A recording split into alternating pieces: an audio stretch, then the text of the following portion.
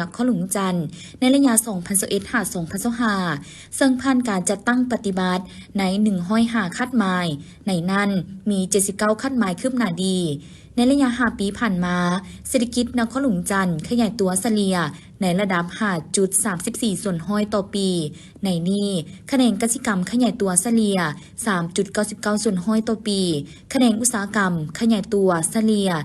7.17 ส่วนห้อยต่อปีและคะแนนบริการขยายตัวเฉลี่ย 2.92 ส่วนห้อยต่อปีรวมยอดผลิตภัณฑ์ภายในปี2025คาดว่าจะบรรลุ 89,000 กว่าตื้อกีบรวมยอดผลิตภัณฑ์ภายในเฉลี่ยต่อคนปี2025เฉลี่ย85ล้านกว่ากีบหรือเท่ากับ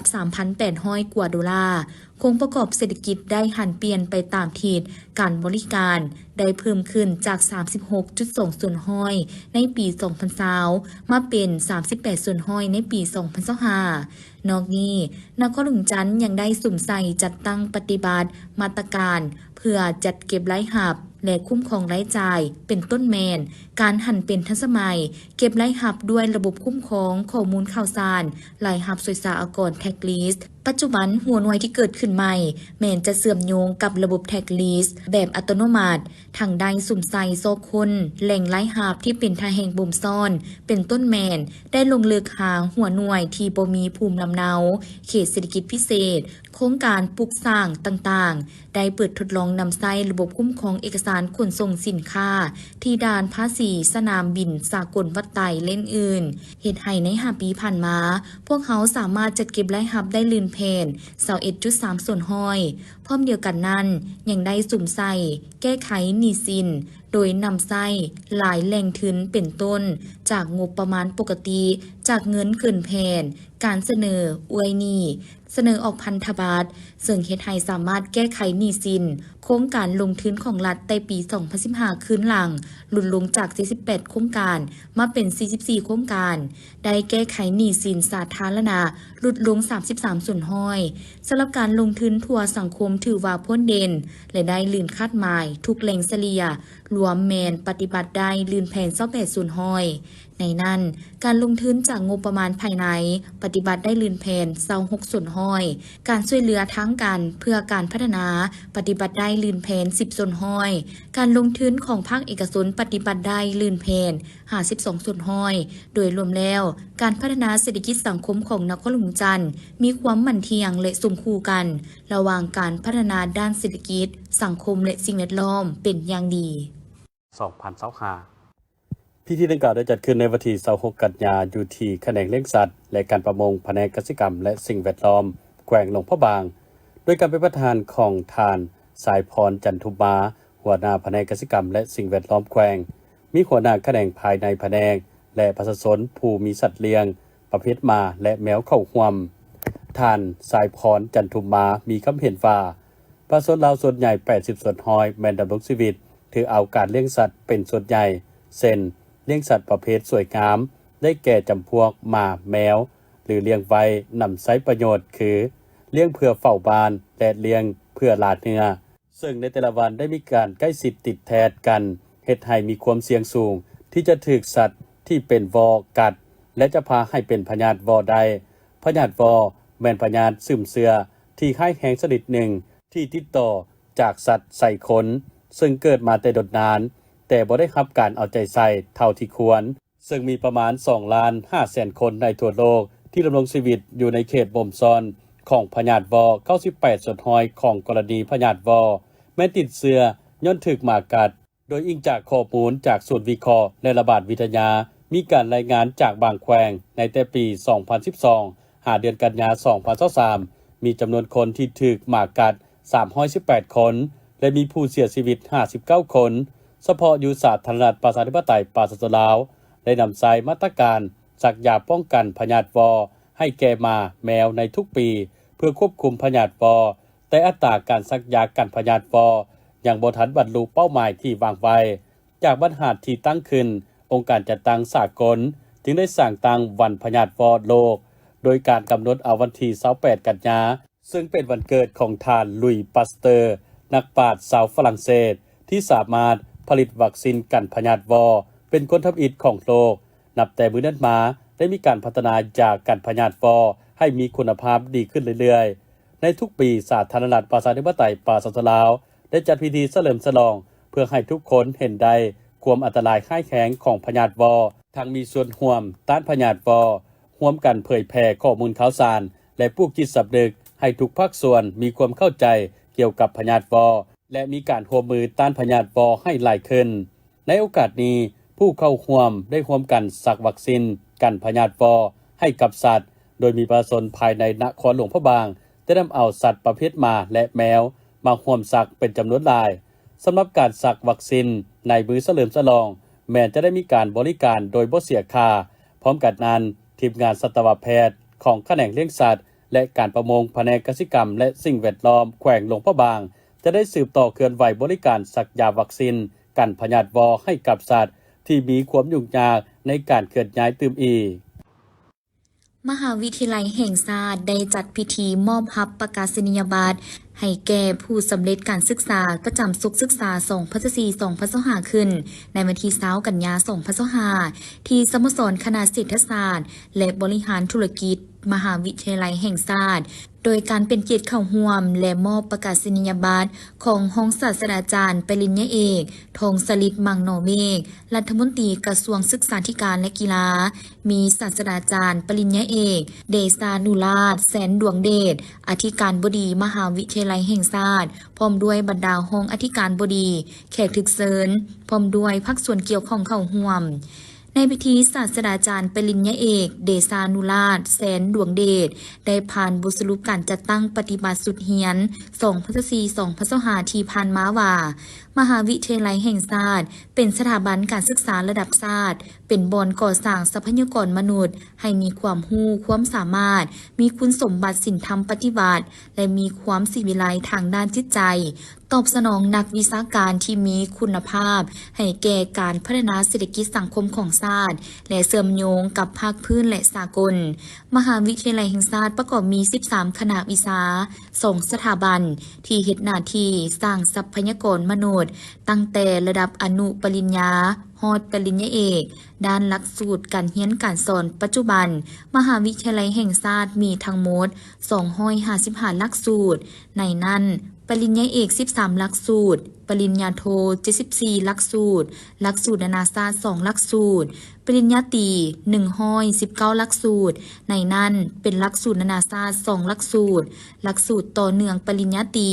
44หลักสูตรและหลักสูตรอนุปริญญาชั้นสูง5หลักสูตรสำหรับหลักสูตรที่มีผู้สำเร็จการศึกษาในศุกร์ศึกษา2024-2025ประกอบมีหลักสูตรปริญญาเอก3หลักสูตรปริญญาโท38หลักสูตรหลักสูตรนานาชาติ1หลักสูตรหลักสูตรปริญญาตรี114หลักสูตรเป็นหลักสูตรต่อเนื่องปริญญาตรี22หลักสูตรหลักสูตรนานาชาติ2หลักสูตรและหลักสูตรอนุปริญญา1หลักสูตรและศุกร์ศึกษานี้มีผู้จบการศึกษาทั้งหมด 3,352 คนหญิง 1,686 คนเท่ากับ 50.3 ส่วนห้อยในนี้จบปริญญาเอก5คนหญิง1คนปริญญาโท377คนหญิง147คนปริญญาตรี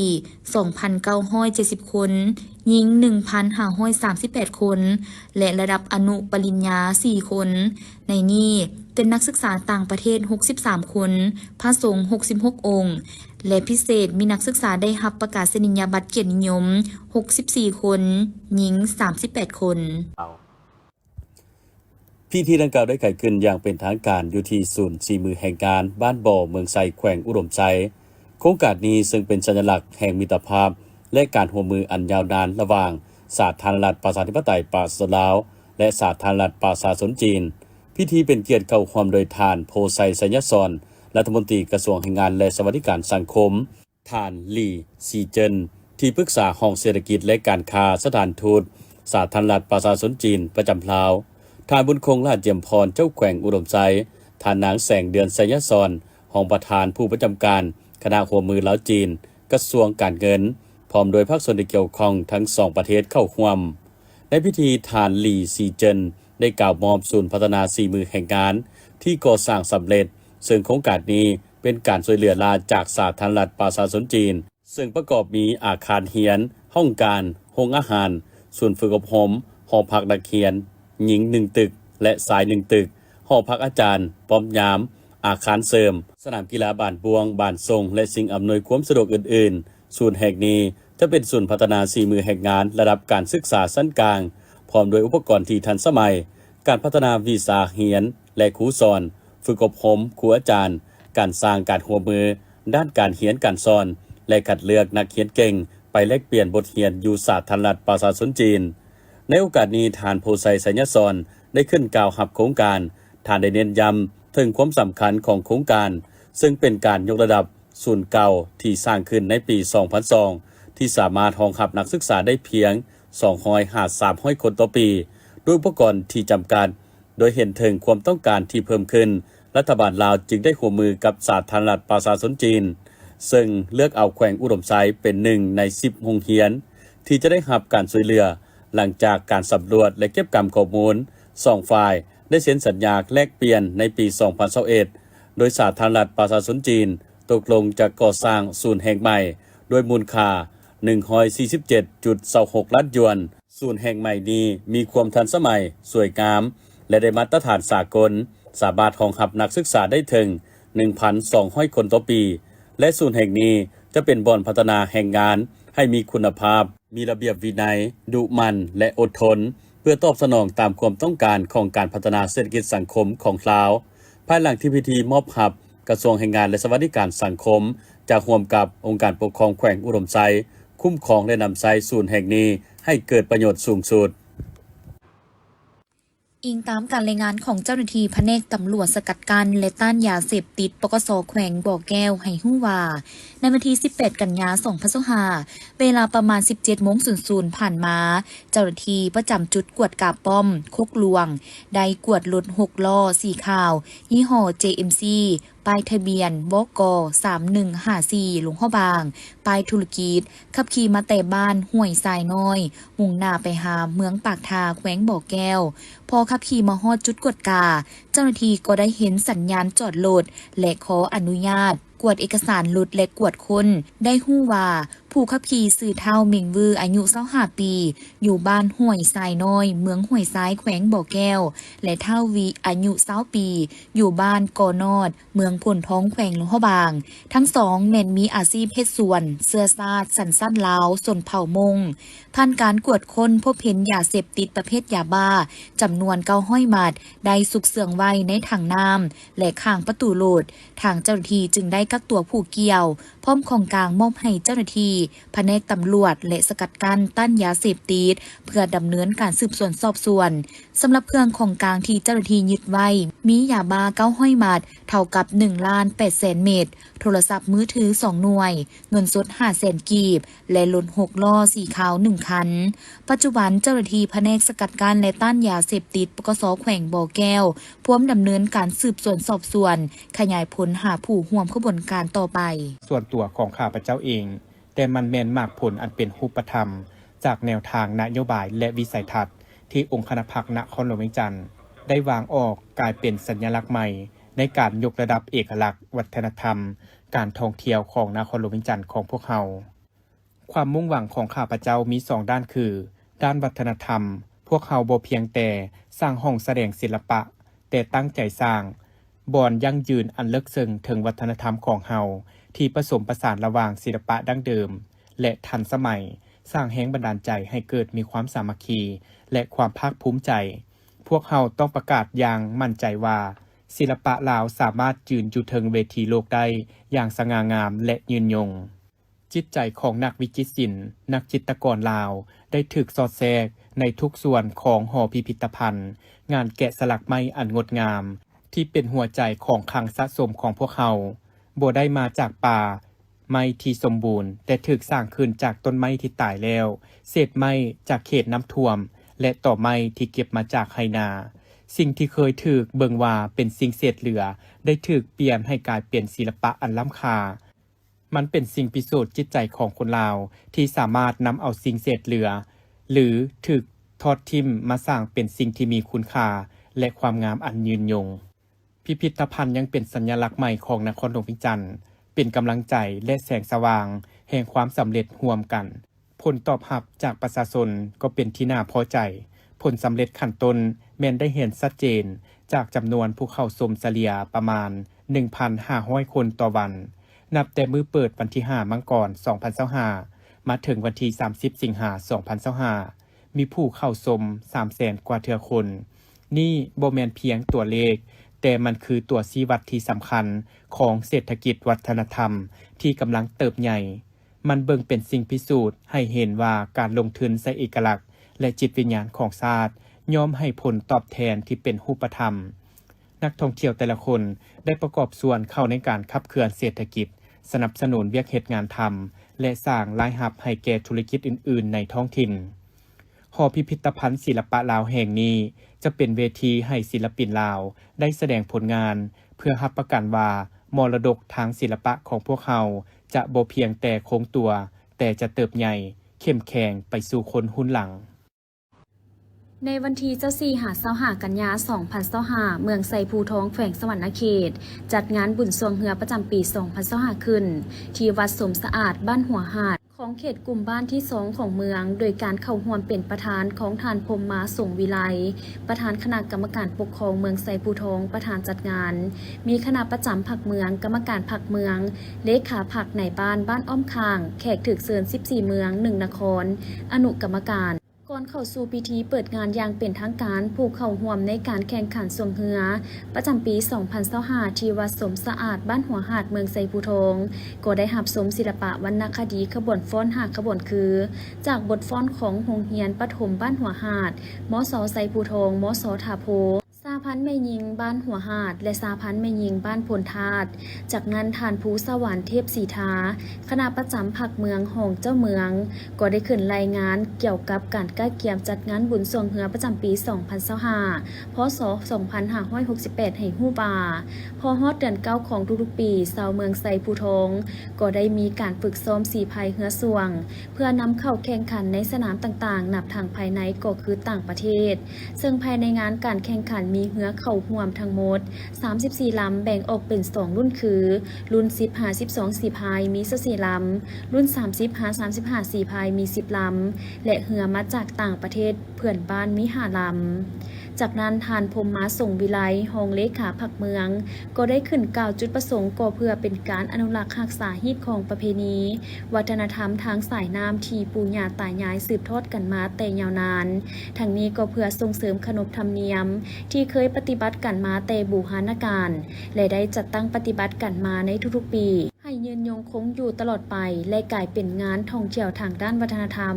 ฮีตของประเพณีของชาวเมืองก็คือแขวงสวรรณเขตว่ารวมบ่เฉพาะก็คือของชาวเมืองไซภูทองทั้งเป็นการส่งเสริมทางด้านกีฬาประเภทสวงเหือและศิลปะพื้นเมืองของมวลชนให้นับมือมีการขยายตัวอย่างกว้างขวางและเป็นขบวนการฝดฟื้นและเพื่อยู่แหงเศรษฐกิจของสังคมภายในเมืองให้มีการเน่งติงในทวงท่าที่ดีขึ้นให้สังคมมีการค้าขายสินค้าและแลกเปลี่ยนวัฒนธรรมและส่งเสริมการค้าให้หลายขึ้น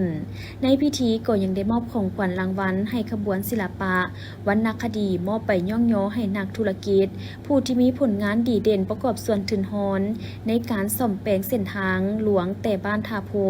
บ้านหัวหาดและบ้านปุงนาดีหาเมืองไซภูทองให้จำนวน48ใบโดยให้เกียรติมอบของทานพรหมมาส่งวิไลมอบให้อย่างสมเกียรติตอนท้ายพิธีบรรดาการนำผักลัดและแขกถึกเชิญก็ได้ร่วมกันขึ้นหลั่นข้อง9 บาทเพื่อเป็นสิริมงคลแห่งการเปิดงานแข่งขันเหือสวงประจำปี 2025 ของเมืองไซภูทองขึ้นอย่างเป็นทางการบุญทักขินานุปทานอุทิศกุศลหายทานใหญ่สาลีกันตศิโลนับได้ว่าเป็นบุญใหญ่ประจำปีของสำนักวิปัสสนากรรมฐานที่จัดขึ้นติดต่อกันมาเป็นเวลา12ปีแห่งการจากไปของยะทานเพิ่น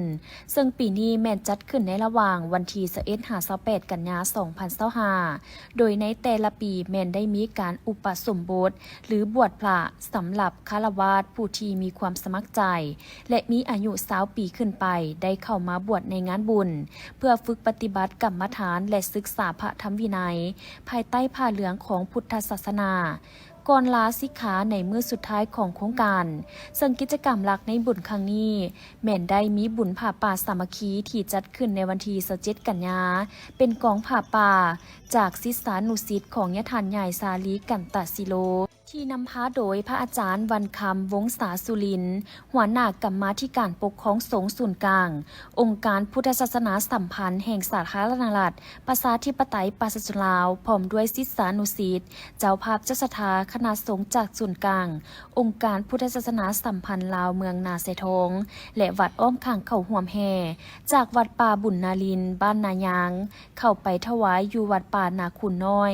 โดยได้ตั้งขบวนแห่แต่ประตูโค้งหาสารวัตรเพื่อถวายรวมปัจจัยผ้าป่าทั้งหมด600 กว่าล้านกีบหลังจากที่สำเร็จพิธีถวายผ้าป่าแล้วต่อมาในระยะตอนบ่ายหาตอนเล็กของวันเดียวกันก็ได้มีพิธีเทท้องหล่อพระพุทธรูป9 องค์เป็นพระพุทธรูปปางสนะมาร7 องค์และปางสมาธิ2 องค์โดยได้รับความเมตตาเข้าร่วมเป็นประธานพิธีโดยพระอาจารย์ใหญ่มหาเวทมเสนัยรักษาการประธานศูนย์กลางองค์การพุทธศาสนาสัมพันธ์แห่งสาธารณรัฐประชาธิปไตยประชาชนลาวพร้อมด้วยบรรดาญาติโยมอดีตการนำภาครัฐอำนาจการปกครองเมืองนาเสทงบ้านนาคูนและสาวพุทธเข้าร่วม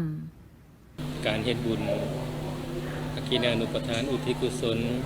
12 ปีการจากไปของพระอาจารย์ใหญ่สาลีกันตศิโลก็ถือว่าเริ่มตั้งแต่วันที่20วันที่28กันยา2025ก็มาฮอดวันนี้เป็นมื้อสุดท้ายของการจัดงานบุญก็ถือว่าผ่านมาก็ได้จัดกิจกรรมสำเร็จมาหลายกิจกรรมมีต้นว่าการบวชพระ80 องค์การสูตรพระไตรปิฎกอบรมศีลธรรมปฏิบัติกรรมฐานอบรมกรรมฐานในแก่พระบวชใหม่แล้วก็รอพระพุทธรูป9 องค์ก็กิจกรรมสุดท้ายเป็นการเกินว่าถวายผ้าป่าสามัคคีทำบุญใส่บาตรยกยอดเสาฟ้าก็ถือว่าสำเร็จตามเป้าหมายแล้วก็ได้เกินว่าผลสำเร็จตามจุดประสงค์ที่วางเพราะฉะนั้นบุญดังกล่าวนี้ก็ประสบผลสำเร็จอันที่1เป็นย้อนศิษยานุศิษย์ของพระอาจารย์ใหญ่สาลีกันตศิโลได้เต่าภูมิความสามัคคีได้เห็นความสำคัญของครูบาอาจารย์และก็ให้ความเคารพมาแสดงความกตัญญูกตเวทีต่อพระอาจารย์ใหญ่อันที่2เป็นศรัทธาทั่วไปที่เป็นว่าเข้าใจในการทำบุญและก็เห็นความสำคัญของการเฮ็ดบุญในพุทธศาสนาก็ได้มารวมกันนะครับอุปถัมภ์คำสู้แล้วก็อันที่3เป็นบุคคลที่เป็นอุปสมบทอุปสิกาที่เคยอุปถัมภ์คำสู้อาจารย์ใหญ่สาลีกันตศิโลและวัดป่านาคุณมาตั้งแต่หลาย10 ปีก็ได้มาร่วมกันว่าพลังบุญพลังความสามัคคีในการเฮ็ดบุญในครั้งนี้แสดงออกเห็นได้เช่นว่าเวลาจัดกิจกรรมถวายผ้าป่ารอพระพุทธยกยอดเสาฟ้าแล้วก็เวลาตักบาตรคือเห็นว่าศรัทธาชนคิดอย่างโยมประธรรมก็ได้มาอย่างดวงดาวและเป็นขบวนกดขึ้นซึ่งแสดงเห็นว่าทุกคนที่มาเนี่ยล้วนแล้วแต่เคารพต่อพระรัตนตรัยเคารพต่อพระพุทธต่อตัวพระธรรมและเคารพต่อพระสงฆ์ก็คืออาจารย์ใหญ่สาลีกันตศิโลจึงได้พากันมารวมพลังในการสร้างบุญในครั้งนี้ก็คือว่าประสบผลสำเร็จอย่างจบงามและก็ตามที่ประสงค์ที่หวัง สำหรับในงานบุญครั้งนี้นอกจากญาติโยมชาวพุทธที่มาร่วมทำบุญแล้วที่ขาดบ่ได้ก็คือศิษยานุศิษย์ของยะทานใหญ่สาลีกันตศิโลทั้งพระสงฆ์และฆราวาสที่ได้ตั้งใจเดินทางมาร่วมทำบุญเพื่อแสดงถึงความรู้บุญคุณและนึกถึงคุณงามความดีและผลงานที่พระอาจารย์เพิ่นฝากฝังไว้ในคราวที่ยังมีชีวิตอยู่ในนามขน่อยหรือว่าอาตมาภาพในนามศิษยานุศิษย์ของพระอาจารย์ใหญ่สาลีกันตศิโลที่อยู่ความใกล้ชิดที่แท้เฮ็ดอยากทำงานปฏิบัติอยู่รวมกับพระอาจารย์ใหญ่สาลีในเมื่อพระอาจารย์ใหญ่สาลีที่ยังมีชีวิตอยู่ก็คือที่สำนักปฏิบัติธรรมวิปัสสนากรรมฐานวัดป่านาคุณน้อยซึ่งเห็นคุณงามความดี และความเสียสละอันยิ่งใหญ่ของญาติใหญ่โดยเฉพาะเวลาออกไปเฮ็ดเวียกการเผยแผ่พระพุทธศาสนาบ้านเนาะขอคาเมความทุกข์ความยากเพิ่นบ่จมบ่ว่าไปได้เมื่ออยู่นำหมดเอิ้นว่าอยู่นำได้เนาะบ่ทุกข์บ่ยากก็อยู่นำได้ไปนำได้ซึ่งเห็นความเสียสละของครูบาอาจารย์และญาติใหญ่สลียังเป็นแบบเป็นอย่างให้แก่ศิษยานุศิษย์โดยปฏิบัติก็ดีบ่ว่าในการ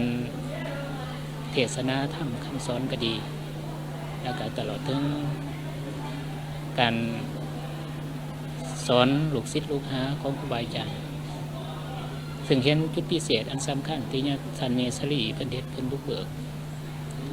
นั่นก็คือเพิ่นสอนพระเจ้าประสงค์เคียงคู่กับการปฏิบัติซึ่งมาเห็นได้ว่าในระยะที่พระท่านใหญ่เพิ่นอบรมเพิ่นบ่มสอนนั้นบ่ได้สร้างกฎสร้างระเบียบมันได้บังคับแต่เพิ่นจะเอาการศิษย์สอนและการปฏิบัติซึ่งเห็นได้ว่าศิษย์นุศิษย์นั่นก็มีพฤติกรรมมีการปฏิปทาการปฏิบัติอันดีอันงามก็คืองดงามในเบื้องต้นท่ามกลางและก็ที่สุด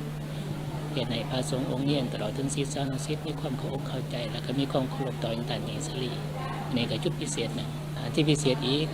ญาติเนสรีเพิ่นถือเอาเป็นเบียกสำคัญเป็นเบียกแนวหนานะก็คืออยากฝึกอบรมปฏิบัติกรรมฐาน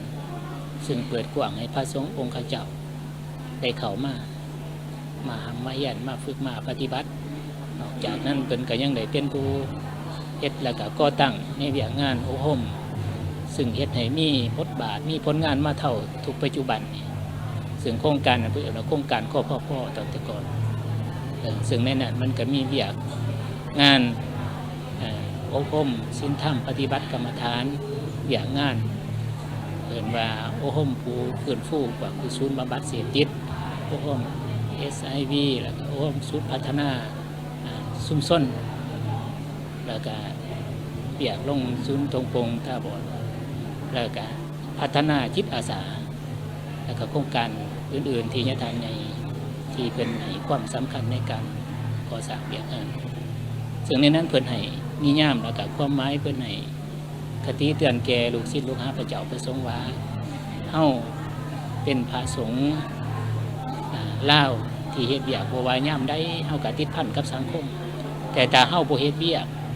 ช่วยเหลือสังคมก็จะถิ่มเฮาสังคมก็จะหันหลังให้เฮานั่นญาติเนี่ยเพิ่นจึงให้ความสำคัญบ่ว่ายามใดบ่ว่าทางฝ่ายพระเจ้าประสงค์องค์การพุทธศาสนากับแนวทางของภาคของรัฐก็ติดพันกันเกี่ยวพันกันในการเฮ็ดเวียกการสร้างสาพัฒนาเป็นต้นแม้กระทั่งสร้างโรงหมออยู่เมืองนาซายท่านนี้ก็นำหน้าพระทางเฮ็ดก็เฮ็ดว่าประสบผลสำเร็จแต่เพิ่นยังมีคติเว้าอยู่ว่าค่าของคนอยู่ที่ผลของงานค่าของงานอยู่ที่การกระทำนี่คือคำเว้าของญาติใหญ่เสมอแต่ในพร้อมเดียวกันนั้นเพิ่นก็ยังให้เน้นกับศิษยานุศิษย์ว่าเฮ็ดหยังทำหยังก็ให้เป็นบุญยืนให้เป็นบุญย่างให้เป็นบุญเฮ็ดให้เป็นบุญเว้าให้เป็นบุญก็คือหมายความว่าเอาความดีเป็นตัวนำเอาใจดีเป็นตัวนำเอาใจบุญเป็นตัวนำเอาเฮ็ดหยังก็จะประสบผลสำเร็จจะดีงามต่อสังคมต่อประเทศชาติต่อศาสนาสบายดีบรรดาทานเนาะมื้อนี้ถือว่าทางองค์การปกครองเมืองนาเสทองกับแนวเราสั่งชาติและทางอปสเมืองร่วมกับวัดป่านาคูน้อยได้จัดกิจกรรมโดยเฉพาะแม่นเฮ็ดเพื่ออุทิศหาทานอาจารย์ใหญ่สารีกันตศิโลครบรอบ12 ปีถือว่ามื้อนี้ก็เป็นบุญงานใหญ่ที่ทางเมืองนาเสทองของพวกเราได้เชิญชวนเอาบรรดาสานิกชนพ่อแม่ประชาชนชาวเมืองนาเสทองได้มาร่วมกิจกรรมโดยเฉพาะแม่นการถวายผ้าป่าสามัคคีเพื่ออุทิศหาญาทานใหญ่เนาะในเมื่อล้างที่ท่านคนนี้มีชีวิตอยู่เพิ่นก็ได้ศึกษาพ่อแม่ประชาชนให้มีการเต้าโฮมความสามัคคีบรรดาเผ่าและก็สอนให้ฮู้บุญคุณโทษต่างๆเนาะอันนั้นแสดงว่ามื้อนี้ก็ถือว่าเป็นงานใหญ่พอสมควรอยู่เมืองนาเสทองของพวกเราโดยเฉพาะแม่นอยู่วัดป่านาคูน้อยได้เฮ็ดกิจกรรมอันนึงก็แม่นผ้าป่าเนาะและตอนบ่ายพวกเราก็จะมีการรอพระเพื่ออุทิศเนาะรอพระดังกล่าวหันเนาะแล้วก็กิจกรรมอันที่3ก็แม่น ก็คือมืออื่นตอนเช้าเฮาก็จะได้มีการยกยอดทอฟ้าและก็ตักบาตรในจำนวนพระ80องค์เพื่ออุทิศหาญาทานใหญ่เนาะฉะนั้นว่าจึงเชิญชวนจึงมีลูกศิษย์ลูกหาทั่วเมืองนาไซทองและอยู่บ้านอยู่ไกลอยู่ใกล้อยู่ไกลก็ได้มาร่วมเนาะในโอกาสที่ได้เฮ็ดกิจกรรมในครั้งนี้เนาะท้ายนี้ข้าพเจ้าก็ขอแสดงความเคารพขอบใจและอวยให้พรบรรดาท่านที่ได้มาร่วมกิจกรรมที่ได้เสียสละวัตถุปัจจัยเนาะมาในงานครั้งนี้ขอขอบใจ หลังจากงานบุญผ่าป่าสามัคคีและเทท้องหล่อพระพุทธรูปแล้วต่อมาในมื้อสุดท้ายวันที่28กันยายน2025ได้มีพิธียกยอดเสาฟ้าใส่ประตูโคงโดยการเป็นเจ้าภาพของครอบครัวทานสมพลและทานนางสมพลอยพรหมหานครอบครัวทานพันแสงทานนางยมมาลาสอรังกุลและทานนางเพชรสมรอินทาลังสีที่เป็นเจ้าภาพยอดเสาฟ้ายกใส่ประตูโคงของวัดที่พร้อมก่อสร้างใกล้จะสำเร็จในปัจจุบันจากนั้นบรรดาพระสงฆ์สามเณรนำโดยพระอาจารย์ใหญ่บุญมีญาณวิโลคณะที่ปรึกษาศูนย์กลางองค์การพุทธศาสนาสัมพันธ์ลาวพระอาจารย์ศรีทนเสยะวงศ์สอนพร้อมด้วยพระเทระดุเทระก็ได้นำพาพระบวชใหม่ย่างบิณฑบาตนำพาบรรดาอกตนญาติโยมที่พร้อมเพรียงกันมาใส่บาตรมื้อสุดท้ายของงานบุญอย่างหลวงลายเข้าร่วมโดยแม่ป้านาลีศรีสุริตภรรยาประธานประเทศพร้อมด้วยภรรยาการนำผักลาดการนำเมืองนาไซทองตลอดฮอดสาวพุทธเข้าร่วมตั้งแถวยาวตามเส้นทาง80ปีของญาทานใหญ่ซาลีกันตาซิโลตั้งแต่ประตูโค้งจนไปถึงสารวัตรที่เต็มไปด้วยบรรยากาศปลื้มปิติที่ได้ร่วมเฮ็ดบุญใหญ่อุทิศบุญกุศลหาญาทานใหญ่ซาลีกันตาซิโลครบรอบ12ปีแห่งการจากไปคำพันธ์วันธนาหัวหน้าโครงการรถเมล์ด่วน BRT ได้รายงานต่อกองประชุมคณะชี้นำโครงการดังกล่าวเพื่อหารือความคืบหน้าและผลขั้วพิจารณาในการจัดตั้งปฏิบัติโครงการให้ดำเนินไปด้วยผลสำเร็จว่าปัจจุบันการก่อสร้างโครงการ BRT แม่นคืบหน้าแล้ว88ส่วนห้อยสำหรับการจัดตั้งปฏิบัติตามแจ้งการของกระทรวงโยธาธิการและขนส่งที่ได้สั่งให้ฮิปฮอนฮื้อถอนคู่กั้นขอบทางรถเมล์ด่วนอยู่ถนนไก่สนพรหมวิหารหาเส้นทาง450 ปีหามหาวิทยาลัยแห่งชาติแล้วให้แต้มเส้นจราจรแทนและให้ฮื้อถอนสถานีรถเมล์ด่วน BRT อยู่2จุดที่ตั้งอยู่กลางทางถนนเศรษฐาธิราชแต่วัดอินแปงหาหอคำหาสถานทูตฝรั่งแล้วให้สร้างสถานีอื่นแทนอยู่แคมทางที่เหมาะสมภายหลังได้รับแจ้งการทางโครงการแม่นได้ปฏิบัติตามอย่างทันทีโดยมาฮอดปัจจุบันได้สำเร็จการฮื้อถอนขอบทางแล้วอยู่ถนนเศรษฐาธิราชแต่เขตวัดองค์ตื้อลงมาหาหอคำความยาว400 เมตรและถนนดงโดกเขต4แยกไฟอำนาจ450 ปีหาหน้าทางเข้ามหาวิทยาลัยแห่งชาติความยาว 2,400 เมตรส่วนการฮื้อถอนสถานี BRT อยู่หน้าโรงแรมโกซีและเขตวัดไหโศกแม่นกำลังขุ่นเขียวจัดตั้งปฏิบัติคาดจะสำเร็จก่อนเวลาที่ได้กำหนดให้ในแจ้งการก็คือก่อน10 วันท่านคำพันธ์วันธนายังได้เสนอต่อกล่องประชุมตื่มเกี่ยวกับทัศนะทางวิชาการว่า 1. ระบบรถเมล์ BRT อยู่ลาวแม่นออกแบบตามมาตรฐานสากลเหมือนดังประเทศต่างๆเช่นอินโดนีเซียประเทศไทยจีนฟิลิปปินส์และประเทศอื่นๆอยู่เขตยุโรปแอฟริกาใต้อเมริกาลาตินและอื่นๆหมายว่ารถเมล์ BRT มีเลนเฉพาะแยกออกจากพาหนะทั่วไป 2. ถ้าบ่ให้มีคู่กั้นนักขับขี่จะละเมิดขับหลวงเข้าซองทางรถ BRT บ่คือในประเทศพัฒนาแล้ว 3. จะพาให้รถเมล์ BRT แล่นบ่กงเวลาเนื่องจากว่ารถเมล์ BRT จะแล่นทุกๆ 5-7 นาทีในเวลาเร่งด่วนมีความเสี่ยงต่อการเกิดอุบัติเหตุ 4. รถเมล์ BRT ขาดความเชื่อมั่นจากผู้สวมใส่เหมือนดังกรณีของนครฮานอยปัจจุบันอยู่ฮานอยได้ทบทวนและนำเอาทั้งเป็นคู่กันระหว่างรถเมล์ BRT และพาหนะทั่วไปพร้อมเดียวกันนี้ก็ขอถิดซี่นำต่อกล่องประชุมเรื่องการชดเชยค่าฮื้อถอนแก่บริษัทรับเหมาก่อสร้างว่าจะนำใช้งบประมาณบ่วงใดการดัดแก้แบบและเวลาก่อสร้างที่เพิ่มขึ้นกระทบแผนแล่นรถในเดือนตุลา2025เสนอพิจารณาการต่ออายุสัญญา ญาเงินกู้ธนาคารพัฒนาอาซี ADB เพิ่มเติม1 ปีฮอดปี 2027ส่วนการทดสอบในระยะวันที่ 18-24 กันยายน 2025 ผ่านมาโดยจุดเริ่มต้นแต่ประตูไซหาวงเวียน450 ปีหอพิพิธภัณฑ์ปกสระยะทาง 1.5 กิโลเมตรนำไส้รถเมล์ทั้งหมด 6 คันโดยติดป้ายแล่นทดลองโดยแบ่งเป็น2ช่วงเวลาคือภาคเช้าและภาคบ่ายนำไส้โซเฟอร์32 คน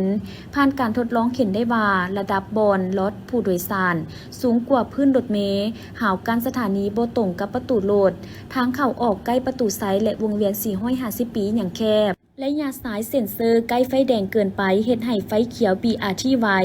ฝาปิดคุมระบบสายไฟเบอร์ออปติกอยู่เลนรถ BRT สูงกว่าหน้าทางตู้ควบคุมในรถ BRT มีเสียงดังและสั่นโซเฟอร์บางคนยังบ่ชำนาญในการใช้อุปกรณ์พิธีมีขึ้นในวันที่29 กันยายน 2025ที่องค์การปกครองบ้านทงพันทอง เมืองศรีสัตนานครหลวงจันทน์โดยเป็นการมอบของทานวีรศักดิ์ไหลสุริวงศ์เป็นที่ปรึกษาบริษัทมณีวันลาวพัฒนาจำกัดผู้เดียว และรับโดยท่านบุญมีศรีประเสริฐเลขาพักบ้านในบ้านทงพันทองพร้อมมีบรรดาพนักงานภายในเข้าร่วมสำหรับการสุกยูซ่อมแปลงเส้นทางเปเพหอมบ้านทงพันทองในครั้งนี้แม่นมีลวงยาว150 เมตรกว้าง4 เมตรมูลค่าการก่อสร้าง 145,000 บาทซึ่งเป็นผลงานขององค์การปกครองบ้านทงพันทองระดมน้ำประชาชนภายในบ้านและบรรดาหัวหน่วยธุรกิจห้อยส่วนห้อยโอกาสนี้ท่านบุญมีศรีประเสริฐเลขาพักบ้านในบ้านทงพันทองได้ให้สัมภาษณ์ต่อทีมข่าวโทรภาพนครหลวงจันทน์ว่าข้าพเจ้าท่านบุญมีศรีประเสริฐเป็นเลขาพักบ้านในบ้านทงพันทองสภาพรวมของบ้านทงพันทองบ้านทงพันทองซึ่งเป็นแม่นบ้านหนึ่งที่มีขึ้นกับองค์คณะพักเมืองศรีสัตนานครหลวงเวียงจันทน์บ้านมีเนื้อที่ 4,500 ก็457,906 ตารางเมตรบ้านมีพลเมืองทั้งหมด 2,895 คนหญิง 1,514 คนบ้านทงพันทองมี41หน่วยมี590ครอบครัวมี714หลังคาเรือนบ้านทงพันทองมีชายแดนติดจอดคือ ทิศเหนือติดกับบ้านสะพังง้อเมืองไสเสถาทิศใต้ติดกับบ้านพลปะเปาทิศตะวันตกติดกับบ้านพลทันเมืองไสเสถาทิศตะวันตกติดกับบ้านสะพานทองเมืองศรีสัตนาข้อมูลการก่อสร้างเส้นทางอ้อมทางซอยอยู่หน่วย30ซ่องเหมือนดังนี้ทางองค์การปกครองบ้านได้ ปลุกระดมพ่อแม่ประชาชนภายในบ้านสมทบทุนกับบริษัทมณีวันลาวพัฒนาจำกัดได้มีการสุกยุงเป็นปูนมาประกอบส่วนเข้าในการก่อสร้างครั้งนี้ของบ้านทงพันทองมีการเส้นทางเปเพเสียหายเส้นทางที่ต้องได้เฮ็ดมาคือเฮ็ดมามีความยาว150 เมตรกว้าง4 เมตรถือว่าแม่นเป็นทุนของประชาชนสมทบกับของบริษัทเนาะมณีวันลาวพัฒนาจำกัดนี้คือว่ามูลค่าในการก่อสร้างจำนวน145,000 บาทเนาะเท่ากับ98 ล้านกีบผลงานขององค์การปกครองบ้านได้ปลุกระดมจากห้างหารบริษัท ที่ตั้งอยู่บ้านทงพันทองนี้ถือว่ามันได้ช่วยกันประกอบเส้นทางเส้นนี้ให้มันจบงามเพื่อการไปมาของพ่อแม่ประชาชนอยู่ภายในหน่วยให้มีความสะอาดอยู่ภายในหน่วยเส้นทางดังกล่าวถือว่ามันได้สร้างสำเร็จ 100% แล้วมาฮอดปัจจุบันนี้ข้าพเจ้าต่างหน้าพ่อแม่ประชาชนภายในบ้านทงพันทองขอแสดงความขอบใจนำบริษัท มณีวันลาวพัฒนาจำกัดที่ได้ให้ทุน ช่วยเหลือพวกเฮาบ้านเฮาสร้างหนทางที่ได้สำเร็จลงอย่างจบงามณโอกาสหน้าข้าพเจ้าขอหวังว่าเพิ่นบริษัทมณีวันพัฒนาลาวนี้เพิ่นคือสิ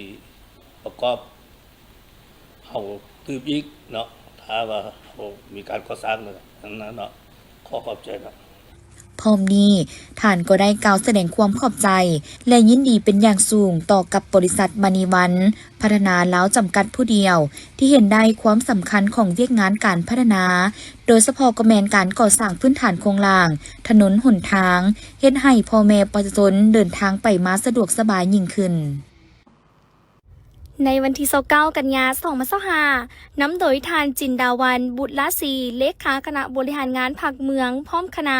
มีคณะของการโยธาธิการและขนส่งเมืองลงติดตามการเตเพเสียหายเส้นทางแต่บ้านปะแหนะหาบ้านตะยงเนื่องจากฝนตกเป็นเวลาติดต่อกันหลายวันเฮ็ดให้ขอบเขตบริเวณเส้นทางดังกล่าวมีดินเจือนถมทางและส่งผลเฮ็ดให้เส้นทางสุดโต่งลงเป็นบริเวณกว้างอิงตามคำแนะนำของทานเลขาผักเมืองในค่ำวันที่29กันยายน2025เกี่ยวกับการแจ้งเตือนพายุลากาซาและพายุบัวลอยพัดผ่านเข้ามาในเขตเมืองหนองเฮ็ดให้สภาพอากาศมีการเปลี่ยนแปลงมีฝนตกหนักเป็นเวลาติดต่อกันหลายวันซึ่งได้สร้างความเสียหายต่อกับเส้นทางเป็นต้นแมนจุดพูบ้านตะยงได้มีก้อนหินใหญ่เจือนลงใส่หน้าทางและหน้าทางเปเพเสียหายดินหน้าทางยุบตัวลงเป็นบริเวณกว้างเฮ็ดให้การสัญจรไปมาของพ่อแม่ประชาชนมีความเสี่ยงต่อการเกิดอุบัติเหตุดังนั้นในช่วงเวลานี้แม่นแจ้งเตือนผู้ที่สัญจรไปมาโดยเฉพาะแม่นรถใหญ่หรือรถบรรทุกห้ามสัญจรเด็ดขาดจนกว่าจะได้รับการซ่อมแปลงจากนั้นทางทานเลขาผักเมืองก็ได้เดินทางไปจุดขัวห้วยละวอเส้นทางไปบ้านตังอะไลเหนือจุดดังกล่าวแม่นถูกตัดขาดบ่สามารถเที่ยวได้เนื่องจากน้ำได้กัดเซาะเอาหน้าดินและทอลอดทางสุไปตามกระแสน้ำเฮ็ดให้เส้นทางถูกตัดขาดระหว่างบ้านตังอะไลเหนือจะเดินทางมากลุ่มบ้านตังอะไลนอกจากนั้นยังเฮ็ดให้สายน้ำห้วยห้องน้อยใหญ่มีการยิงโตขึ้นประชาชนอยู่เลียบตามลำน้ำต้องมีสติระวังตัวและเฝ้าระวังตื่มส่วนผลเสียหายทั้งผลผลิตประชาชนทางคณะกรรมการภัยพิบัติขันเมืองจะแจ้งให้ทราบตื่มภายหลังในตอนเช้าของวันที่ 30 กันยายน 2025 นี้อยู่ที่สนามบินสากลวัดไตเต็มไปด้วยบรรยากาศคึกคืนที่มีบรรดาพ่อแม่ผู้ปกครองแฟนบาสและมวลชนมาร่วมส่งกำลังใจให้กับทีมนักกีฬา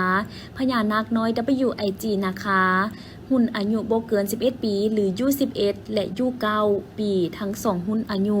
ที่เดินทางมุ่งหน้าสู่ประเทศจีนเพื่อเข้าร่วมการแข่งขันบานเตะเยาวชนสิงขันวันชาติจีนที่จะได้จัดขึ้นในระหว่างวันที่ 2-7 ตุลาคม